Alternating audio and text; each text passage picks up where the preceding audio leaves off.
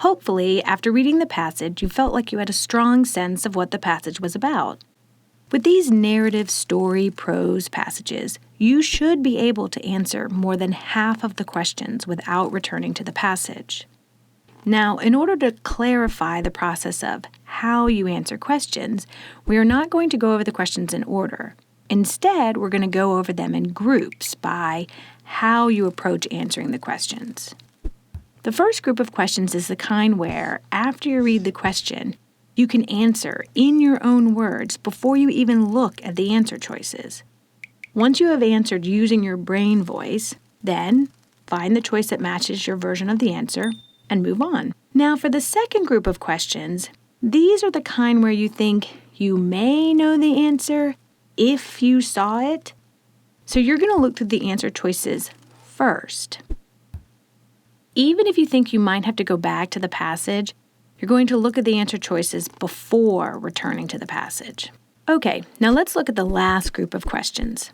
For this group, it may seem like we're really just using process of elimination. And I know, you may be thinking, haven't I been using process of elimination this whole time? But I bring this up because sometimes you can't find the answer that really feels correct. So instead, you may feel anxious or nervous or uncertain. If, however, you're prepared or ready, you know that there will be questions or answers that are just worded in such a way that none of the answer choices really seem correct, then when this happens, you will be able to select the not wrong answer and move on while still feeling good about your choice. So to better understand this, let's look at number 4. Based on the narrative, which of the following statements best describes Eliza's predicament? So, do you see how with this question, you're not exactly sure how you might describe Eliza's situation? And also, as you look through the answer choices, you're expecting to find an answer that you feel pretty comfortable with. However, in this case, the answer choices are perhaps not what you expected. So now you must eliminate the choices that you know are incorrect, the ones that definitely do not describe Eliza's problem or situation. Look at choice A. Okay, it's definitely wrong because Eliza knows that Freeman is mad because she can't control herself and her emotions. So she definitely understands. Let's look at choice B.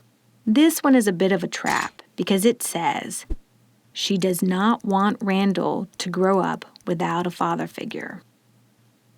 Well, maybe if it said she does not want Randall to grow up without a family, then maybe it could be correct. But you must look at the answer exactly as it is written. Therefore, choice B is wrong. Choice C is also incorrect because there is no support from the passage that Eliza could visit even if her kids were closer. So this leaves choice D. She is forced to be complicit with her own enslavement to keep her children. So maybe the problem is you're just not even sure exactly what this means. Well, the word complicit means that she is involved in a bad thing. The bad thing in this case being slavery. In other words, she must go along with being a slave to protect her children. So the issue really is that the answer probably doesn't leave you feeling very satisfied. It's not the way you would have phrased the answer, nor does it seem immediately correct. Instead, it's just not wrong. Again, the key is knowing that this can happen, feeling good about your process of elimination, and selecting the answer, in this case choice D, and then moving on without any nervousness. Let's try another one. Number 9. It is written in the second paragraph that Eliza burst into a paroxysm of grief, weeping plaintively. We can infer that the word paroxysm means... Okay, so you probably haven't heard the word paroxysm before, but you're familiar with Eliza and her situation and know how she was feeling or reacting. So let's go through the choices and eliminate the ones that you know are wrong. Well, choice A can't be correct because there's no way that Eliza was laughing, even nervously. Similarly, choice D is wrong because reserved means to be composed or withdrawn. And Eliza was hysterical, very upset. Certainly not reserved. Then we have choice C, embarrassed excuses. Well, this may seem like an option because she was begging for her children to stay together, but begging is not the same as making excuses.